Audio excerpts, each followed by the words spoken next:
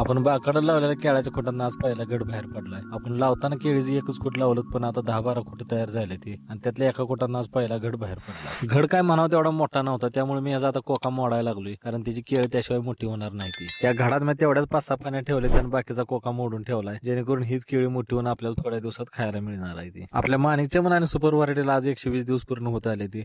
लाल कोळीचा प्रादुर्भाव रोखण्यासाठी मी आज ओमाटचा हात मारून घ्यायला लागलोय, जेणेकरून आपला माल जाऊपर्यंत आपल्याला काही लाल कोळीचा त्रास होणार नाही. आपल्या माणिकच्या मध्ये गवताचं प्रमाण लय वाढलंय. मध्यंतरी जरा गवताला औषध मारायचा विचार करायला लागलो होतो, पण परत माल फुगवायला जरा अडचणी त्या म्हणताना मी काही गवताला औषध मारून घेतलं नाही. पण आता सगळ्या बागेत गवतात जंगलच झाले, आणि गवताचा प्रकार म्हणजे सगळं गुन्नी गवत आहे, आणि ते आता मला काय करायचं काय समजायला झाले. बाग पण आता गवतामुळे दिसायला बेकार दिसायला लागल्या. परत व्यापारी आणायचं म्हणलं तरी पण मला लाज वाटायला लागल्या. त्यामुळे आता ह्याचं काहीतरी नियोजन आपल्याला लावलं पाहिजे. आपला माणिकच्या प्लॉट जुन्या पद्धतीत असल्यामुळे दोन्ही ओळीमधलं अंतर फक्त 6 फूट आहे, त्यामुळे इथे ट्रॅक्टर फिरत नाही, त्यामुळे रोटर पण मारता येत नाही. त्यामुळे आता कशा पद्धतीने स्वच्छ करायचा विचार करायला लागलोय, आणि बाग स्वच्छ असल्याशिवाय बागेत बसायला पण मजा येत नाही. बघूया आता याचं नियोजन कशा पद्धतीने करता येते.